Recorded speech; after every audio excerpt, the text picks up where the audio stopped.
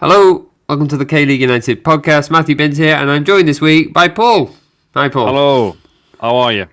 I'm good, thanks. Just the two of us this week, because Andrew is currently he's enjoying life in the FA Cup. He's got a game down in Suwon, but we'll be talking about the FA Cup probably on next week's pod, so we're not going to be touching on that today. But there's been a bit of football, Paul, on the continent. A few eyebrows raised. Gwangju and Jeonbuk started last week, both 2-0 down. And, well, Gwangju welcomed Vissel Kobe to Gwangju World Cup Stadium, and it was quite the match, Paul. Did you catch this? I did. I was at work, so it was on in the corner of my screen. And then I was able to finish off the match when I got home, because by the time I'd gone from work to home, it was still on, obviously because of extra time. Eventful, wasn't it? I mean, it was not. I didn't expect them to claw their way back into this tie.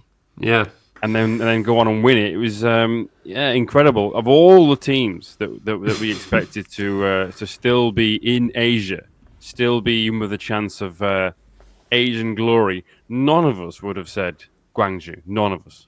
no, and well, to just give the listeners a bit of a breakdown of the scorers and everything, they came into this game 2-0 down, as mentioned in the first leg, and quickly brought a goal back through Pak Jong-in, as you were very familiar with, Paul, and then Jasir Asani. I think we've heard his name a lot in this tournament already. I think we're going to be hearing his name even more as it progresses. But first of all, well, Gwangju won a penalty right near the death. Asani steps up, takes it, cool as you like, 2-2, and then 2 minutes from time. My word. I mean, he gets the ball just in space on the edge of the area and unleashes this venomous shot that just sails right into the top corner. Absolute bedlam. I mean, he's been something else in this competition, Paul. He's 10 goals now, is he, in the competition? Unbelievable. Ridiculous. Unbelievable, yeah. I mean, but you mentioned Pak Jong-in. He is one of Lee Jong-hyo's rough diamonds that I'd kind of talked about in the season preview pod. And because, that goal 18 minutes in, that is vital. That scoring that goal early is just absolutely everything. They wouldn't have won it if they hadn't have scored, I don't think, in the first 30 minutes. Maybe even, well, certainly the first half, but I would say early on was so very important. It just gave them that belief that they could go on and do it. I know when they've got Lee Jong-hyo in the dugout, they're always going to have that belief. But yeah, Pak Jong-in, unbelievable. And then Asani, he's just, I mean, for the last probably 18 months, we've been thinking, well, he's going to leave in the next transfer window. He probably will in this next transfer window. We are still surprised that he's still here. He was kind of frozen out at Gwangju for whatever reason. It's easy to forget that at the beginning of last season he wasn't in the team. No, there was suggestions that he wasn't fit, and the manager had made disparaging comments saying that he doesn't know how or why he's getting picked for the Albanian national team. The guy went to the Euros but couldn't get in the Gwangju team. It was incredible, absolutely incredible. But he's such a good player, a great find, a great rediscovery, having, he's got back into the team.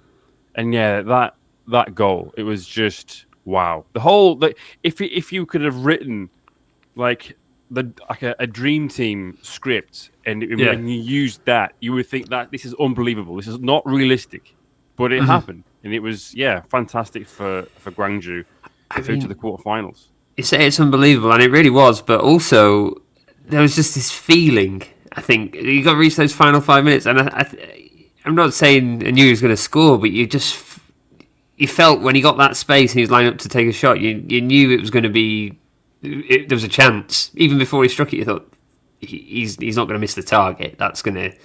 He's so reliable, I think, especially in these big pressure games. And that now, I mean, it's taken them the third attempt to get past Vissel Kobe. And I should mention Vissel Kobe are back-to-back J.League 1 champions, and they also won the Emperor's Cup last year in Japan. They're not, they haven't got a massive reputation in the Champions League yet, but they've had the financial backing. They are a sizable challenge here, and they've just polished them off in the second leg. Vissel Kobe didn't really look that good in this match. I mean, at one point early on I thought their keeper looked suspect, but then on other times I thought their keeper was the only thing that was keeping them in it as well. Yeah, well, I had a look at some of the stats, and XG from that game, 2.29 to Gwangju. Kobe's 0.69. Wow. Gwangju had 19 shots and 9 on target. Kobe landed just 1 shot on target, one from 16 attempts. It's just for the story and for the narrative. It was perfect for the way it all unfolded. It was incredible. Complete capitulation from Vissel Kobe. But I mean, also it's now Gwangju are greater than J.League. All 3 J.League teams in this competition, they've seen off. I mean, we can't forget that massive scoreline over Yokohama F. Marinos right on opening day when nobody knew who Gwangju was in this competition. They stick 7 past them. And then they go and win away against Kawasaki Frontale, which is no easy feat whatsoever. It's just a great story. It's really hard not to get behind this Gwangju team, and I mean, leading them at the moment, Lee Jong-hyo.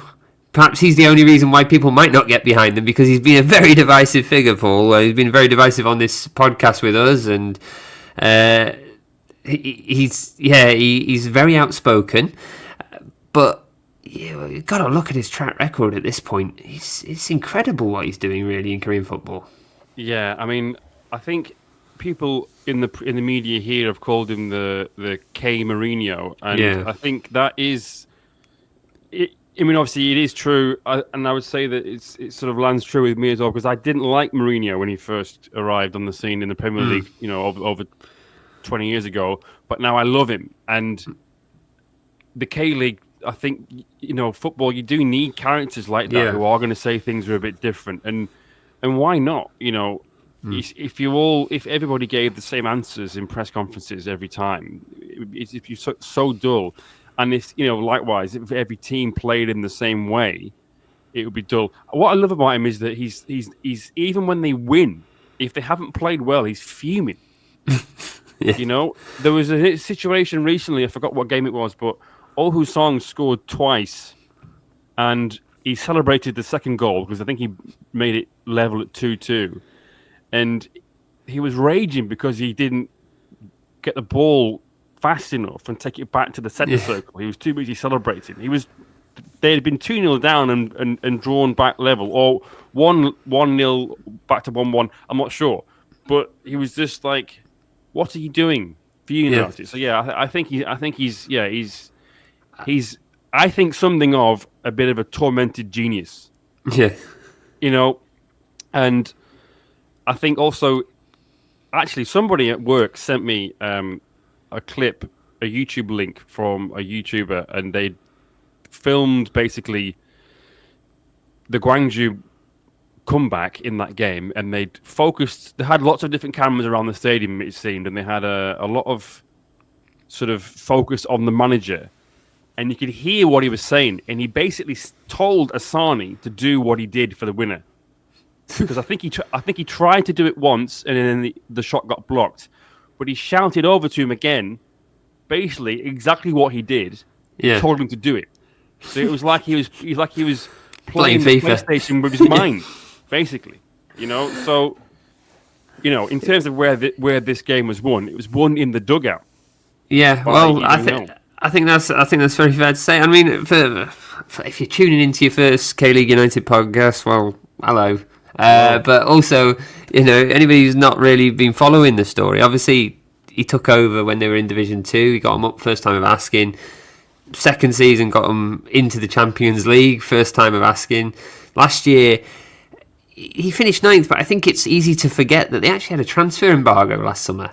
And not only does he lose his best players most winters, he actually had to navigate through that as well, where he couldn't bring anybody in last year, and then to get through that, and then the Champions League start after a season of not being able to really do anything with your team, he's managed to really stretch the resources that he has So yeah, it's just great to see, and I think, to be honest, K-League, it doesn't just need characters, and I think the Mourinho comparison works on multiple levels. I think obviously it works because of his character. He takes a lot of the attention, for better and for worse. It's an act, I think, to take it away from the players most of the time.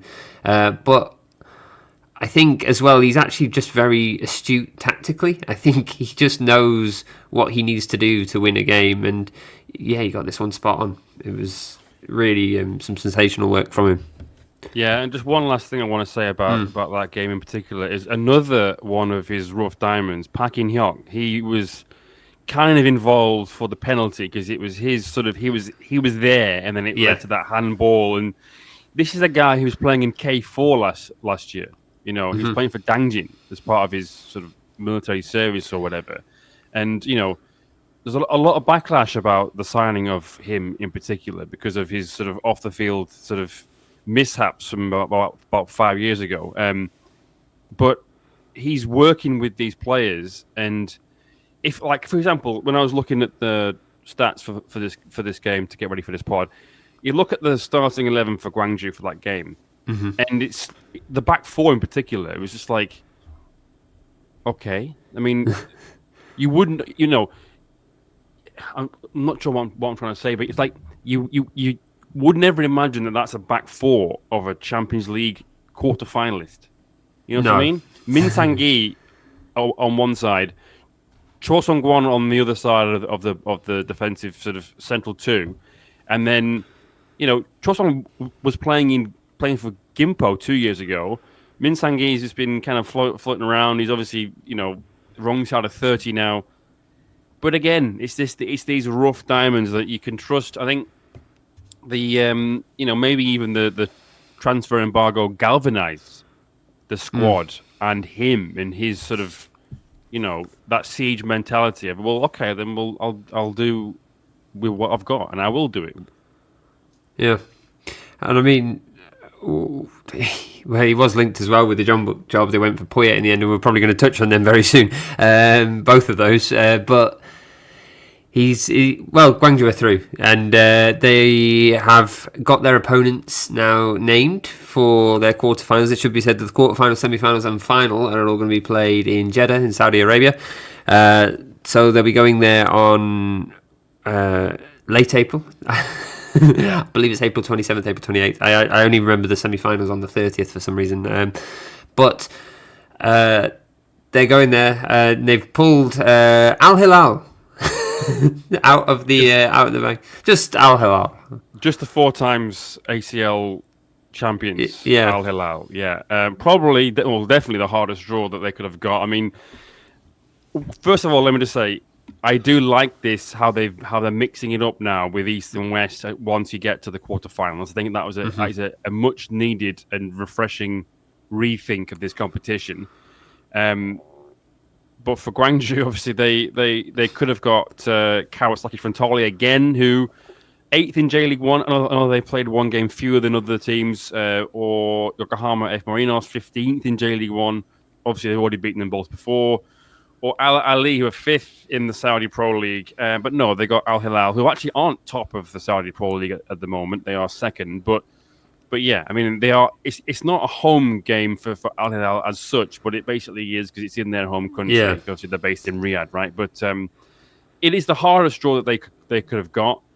But the manager obviously said already that he's really fancying it. He's sort of great, bring it on, fantastic, and I think that sums him up completely, doesn't it? Just great, and I think it will bring out the best in him as well. This fixture, the challenge of having to take the relative minnows of Gwangju against this behemoth, this Asian football giant, beyond a giant, just, you know, a colossal, and try and go toe-to-toe with someone. I mean, look at the squad that they've got. I think you mentioned some of the players to me. Cancelo. Like, yeah. It's like, for faces I'm familiar with.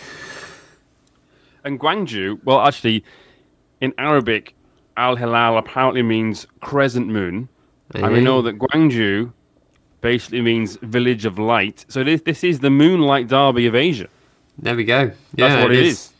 Does that mean there's going to be lots of goals? Because the K-League Moonlight Derby does seem to produce high-scoring affairs now and again.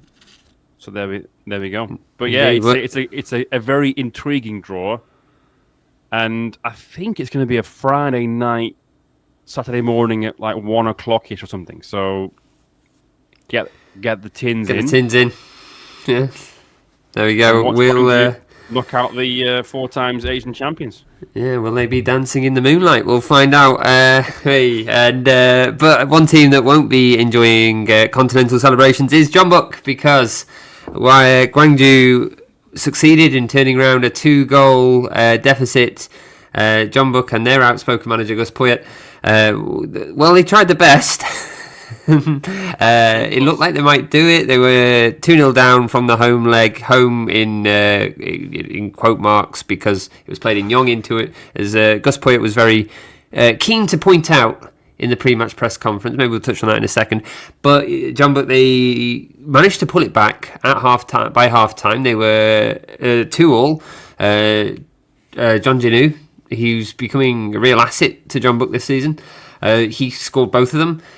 He's still recovering from injury. He's got quite a serious arm injury. You saw him when he scored his first goal. Somebody grabbed him by the arm to celebrate, and he went down in pain again. And I'm not sure the commentators realised why he was in pain. He's had a lot go on there.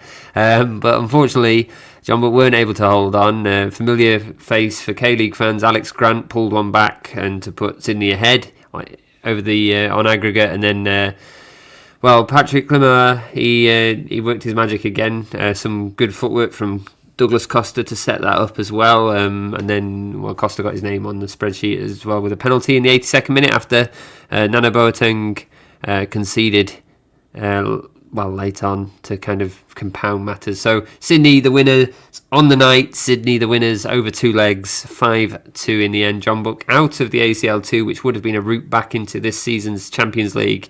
Jeonbuk are now purely focusing on the domestic front.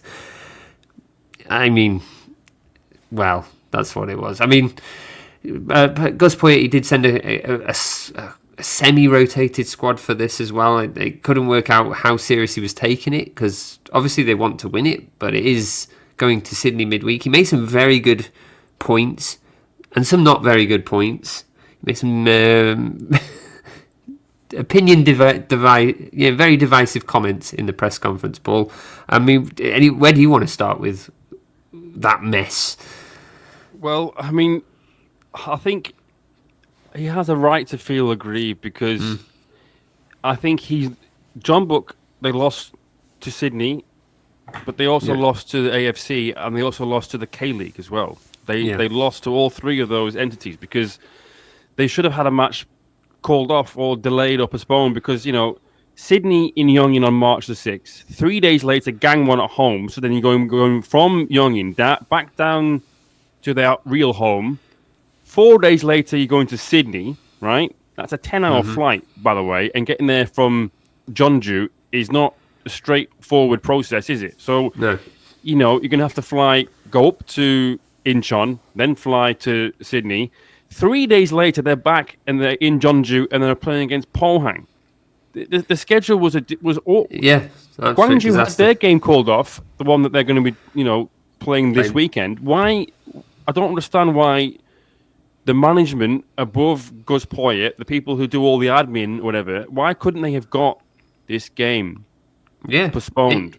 I think that's a great point. I mean, he mentioned in the pre-match press conference before Pohang at the weekend that he said his quote was something like, "Today is a match between a team that's had 2 weeks to prepare and a team that's had an hour."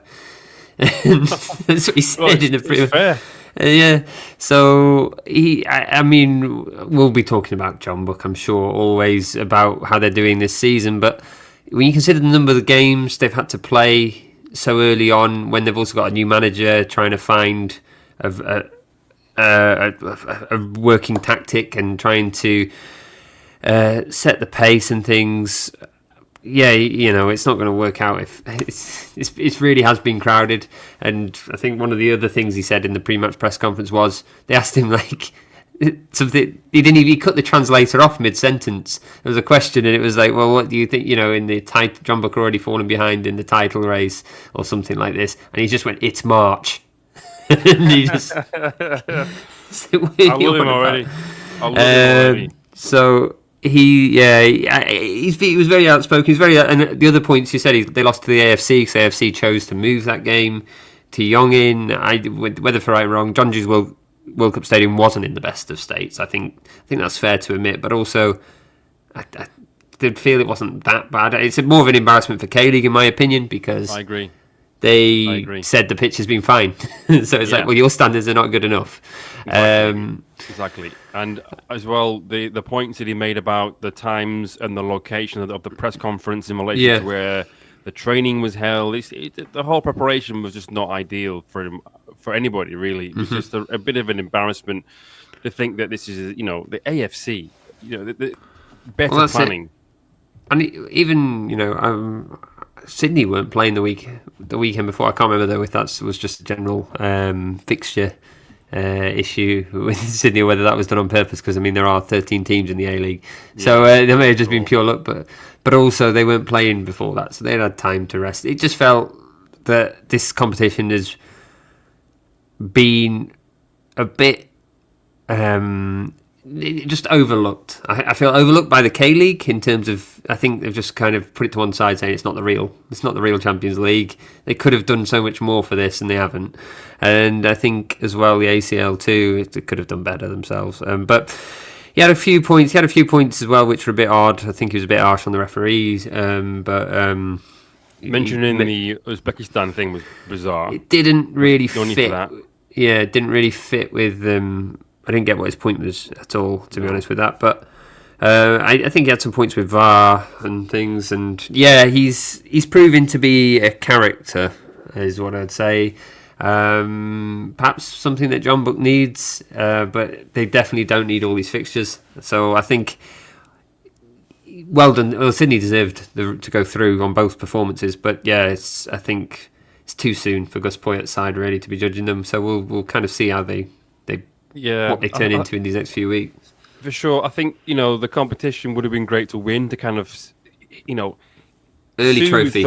And soothe those wounds of last year and get back into the ACLE as well. But also now he has time to you're not playing Thursday, Sunday as it has been, and flying to Sydney. Yeah, there's only been one full week between games since they kicked off in February.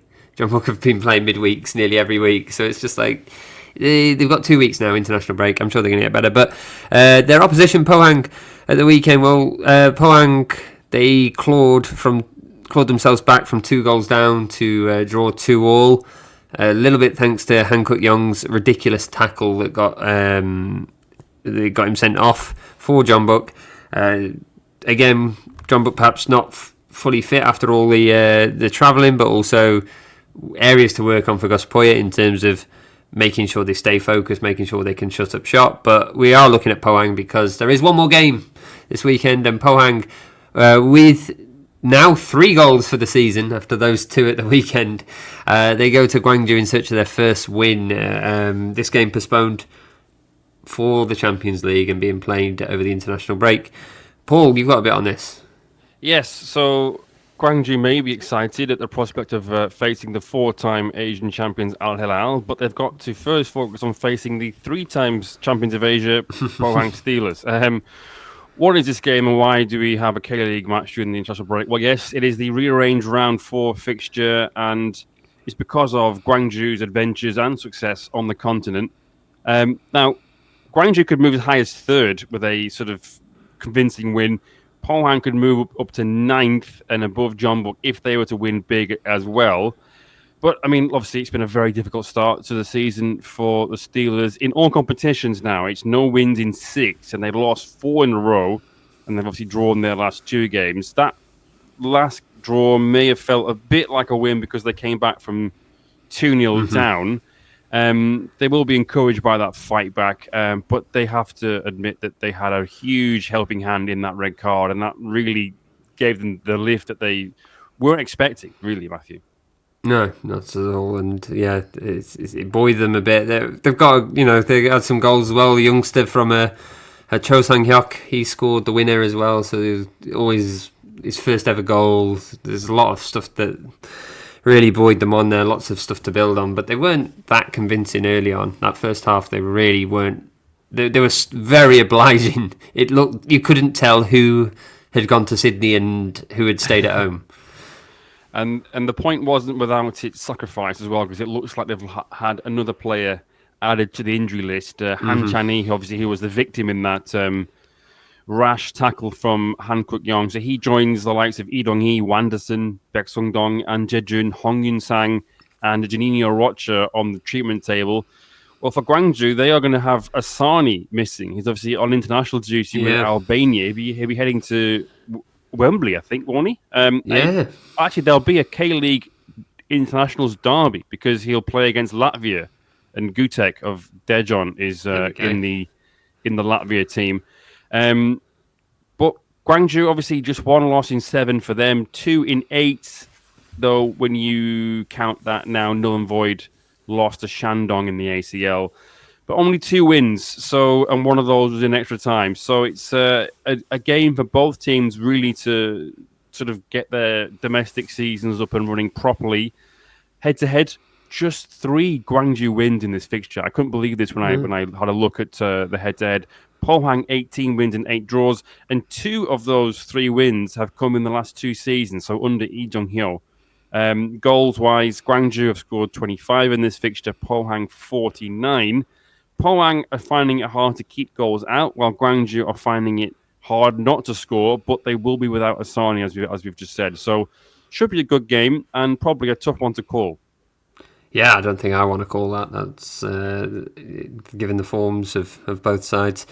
But yeah, it should be an entertaining one. A nice palate cleanser from whatever mess will unfurl on the international stage. But there is also the FA Cup at the weekend.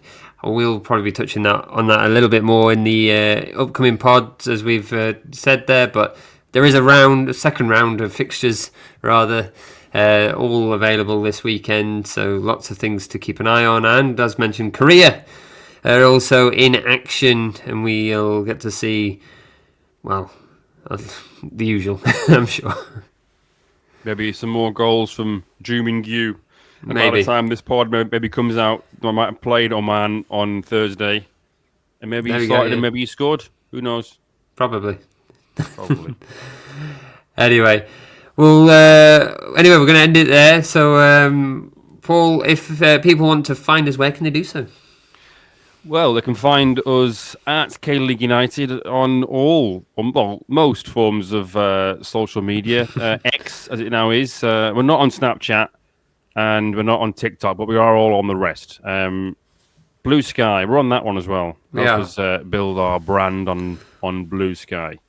Indeed. And if people want to support us, they can do. Also at Patreon, patreon.com/K-League United. Tier start as low as $3, and you get access to all the Mix Zone interviews as they happen, fresh from the stadium, uploaded straight to the site, unedited, unfiltered, and all that juicy post-match gossip. It's not really gossip, but anyway, feedback, raw emotion, or depends who's. It's not always that emotional. I wonder what we've got from Sue on today. Anyway, big Stan. No joking. And yeah, what else we got? Oh yeah, we got this pod. This pod carries on. And we add a bit more every week, time added on. And we go on a bit longer, carry on the conversation, and that's there to listen, 10 to 20 minute episodes to add to your listening repertoire. But that's it. That's it from us this week. I've been Matthew Binns, from Paul Neat and myself. Thanks so much for listening. Goodbye.